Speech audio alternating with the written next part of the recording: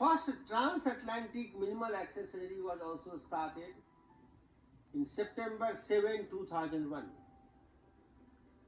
It was first performed from New York to Strasbourg. Surgeon is in the New York. Surgeon is sitting in the New York. And this is robot in the Strasbourg.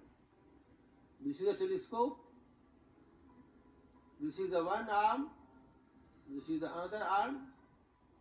And robot is in the Strasbourg. This is a cholecystectomy going on.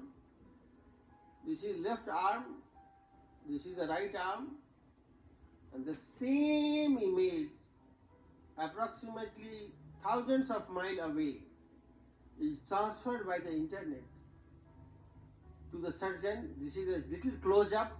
This is left arm. And this is right arm performing the surgery. Other surgeons, they don't have any work, and they are just waiting for something to go wrong. They are workless.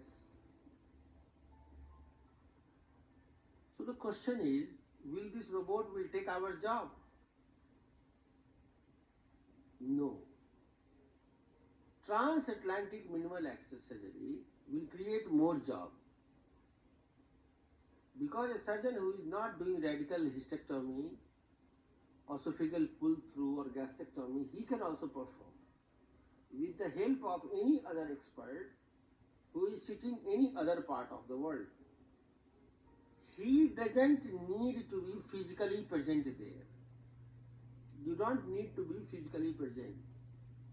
Without coming there physically, you can perform the procedure.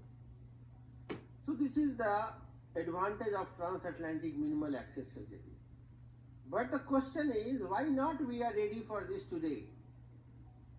Because today technology is depending upon the Wi-Fi.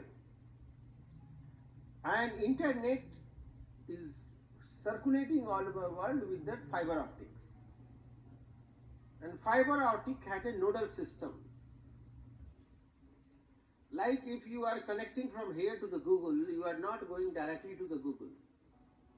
There are different computers in between you and Google. Like IP, these are IP changes. There is a command in the computer. If you go to the CMD and if you will give the command traceroute, there is a command traceroute, T-R-A-C-E-R-T, traceroute and google.com. Then it will tell you how many computers are there in between you and Google. It will identify it. And this command prompt, if you will search, there are 18 computers in between you and Google. So this is a lot of time lag. Time lag is approximately 4 seconds. So if you are doing hysterectomy and you cut uterine artery and uterine artery started bleeding, you will learn 4 seconds later, and by that time that uterine is retracted. Your attempt to catch it may be false because it is not there at that moment of time and you will do the mistake. So what is the solution? Solution is coming. That is called a Li-Fi. If you put in the Google, you will get the entire detail about Li-Fi. Li-Fi is a new communication technology which will launch by the year 2020. It's already ready. In some part of America it has started. And here the internet connection will be through the light, LED lights. Anywhere if electric supply can reach, internet can reach. You don't need separate wiring, separate satellite or separate fiber optic. That is called Li-Fi. Probably by year 2030, transatlantic minimal access surgery will start all over the world.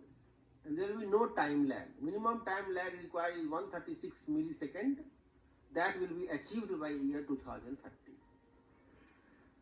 But today, the problem is the time lag. Question is why I need robotics. If I am alive, my hands are working, then why should I use robot? What is the advantage of doing robotics? Doing robotics has a lot of advantage. one of the biggest advantages is 3D vision.